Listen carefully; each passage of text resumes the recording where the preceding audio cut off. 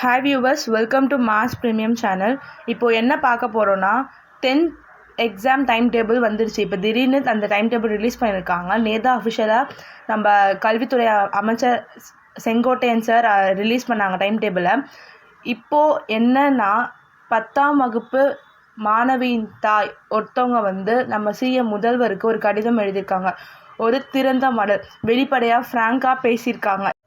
அவங்க என்ன எழுதியிருக்காங்கன்னு பார்க்கலாம். பெறுநர் தமிழக முதல்வர் அவர்கள், தமிழக துணை முதல்வர் அவர்கள், தமிழக பள்ளி கல்வித்துறை அமைச்சர் அவர்கள்.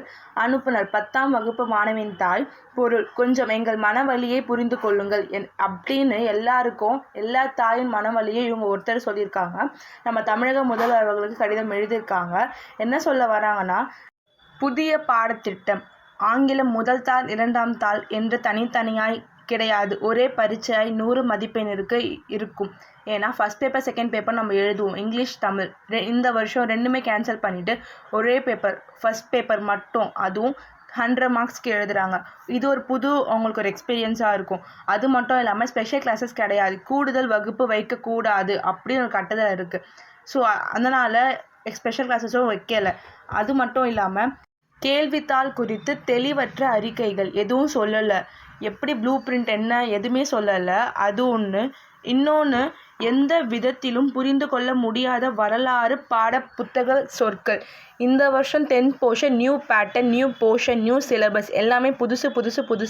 அவங்களுக்கு புரிஞ்சுக்க அளவுக்கு எதுவுமே உள்ள வேர்ட்ஸ் அப்படி இல்லை.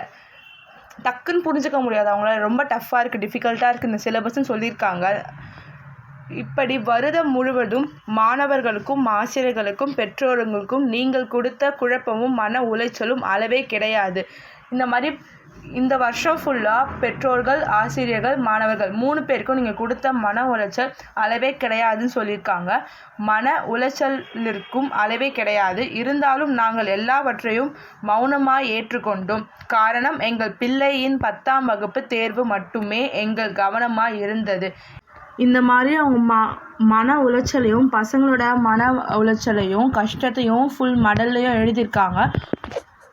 இதை முதலமைச்சர், துணை முதலமைச்சர், பள்ளி கல்வித்துறை அமைச்சர் எல்லாருமே கன்சிடர் பண்ணி எக்ஸாமை ரத்து செய்வாரா இல்லைனா போஸ்ட்பான் பண்ணுவாரா அப்படின்னு தெரியல.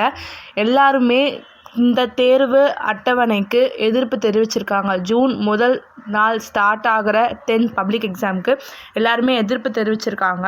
இது அவர் கையில் தான் இருக்குது. எக்ஸாம் நடத்தலாமா வேண்டாமா, இல்லைனா போஸ்ட்பான் பண்ணலாமா வேண்டாமான்ட்டு என்ன நடக்க போகுதுன்னு தெரியல. இது மேலே இன்ஃபர்மேஷன் வந்ததுன்னா நான் என்னோடய சேனலில் போஸ்ட் பண்ணுறேன். Thank you friends. வீடியோ பிடிச்சிருந்தா லைக் பண்ணுங்கள், மறக்காமல் உங்கள் ஃப்ரெண்ட்ஸ்க்கு ஷேர் பண்ணுங்கள், மறக்காமல் நம்ம சேனலை சப்ஸ்கிரைப் பண்ணுங்கள். அப்போ தான் நான் போடுற வீடியோஸ் உங்களை சேரும்.